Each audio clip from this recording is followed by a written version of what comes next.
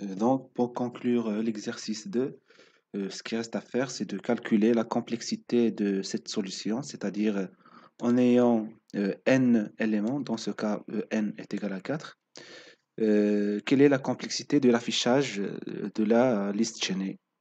Bon, on va supposer que pour une opération d'affichage, c'est-à-dire pointer sur le chaînon, accéder à la valeur et passer au suivant, on va supposer que c'est une, bon, on va dire C, opération C constante, d'accord?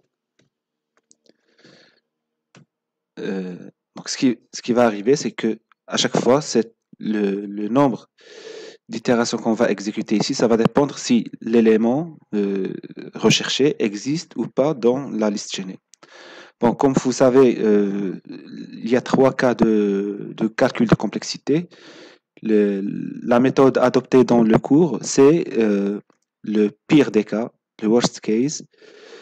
Et donc, comme dit le proverbe, lorsqu'on s'attend au pire, on n'est jamais déçu. C'est-à-dire, on va supposer qu'on va faire le maximum d'opérations et en considérant cette situation, quel est le nombre d'opérations réalisées en dépendance de n comme étant le nombre d'éléments en entrée de calcul.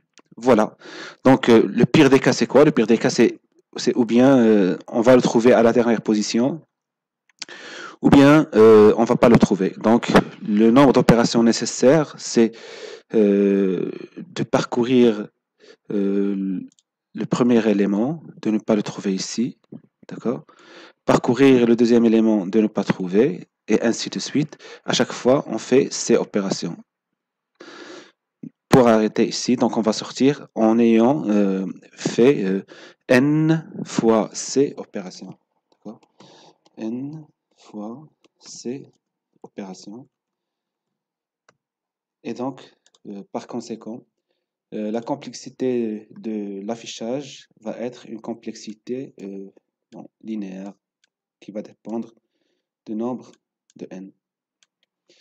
De même pour l'exercice 1, si on n'avait pas demandé un nombre fixe d'opérations, c'est-à-dire au lieu de 100, on avait proposé n insertions. À chaque fois qu'on va insérer à la tête, ça va être k opérations. Et donc, l'insertion au début, la construction d'une liste chaînée en utilisant une insertion au début, c'est une opération qui demande une complexité linéaire, un grand taux de n. Si on veut insérer à la fin, si on veut construire une liste chaînée en insérant à la fin, ça va un peu être différent. C'est-à-dire que pour la première itération, on va insérer d'abord le 14. D'accord? Pour la deuxième, on va insérer le 1.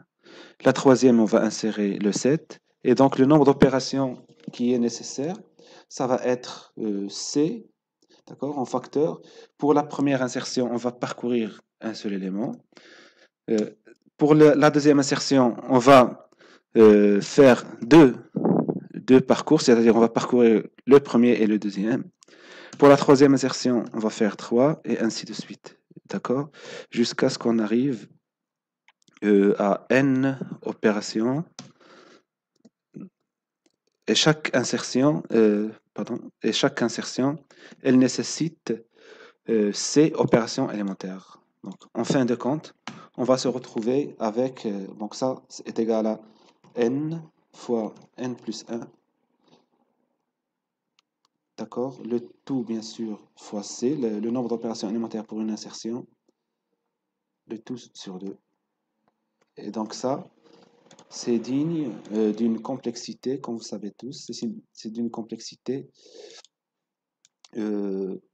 quadratique. C'est un grand taux de n carré. Et voilà. Bon, jusqu'à présent, pour le premier et deuxième exercice, on ne remarque pas l'avantage de la liste chaînée.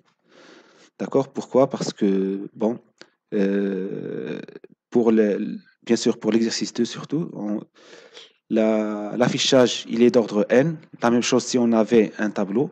Mais à partir de l'exercice suivant, on va voir la différence entre une suppression d'une liste chaînée et une suppression d'un tableau. On va voir comment on améliore l'opération en utilisant des listes chaînées. Voilà, merci, salam alaikum.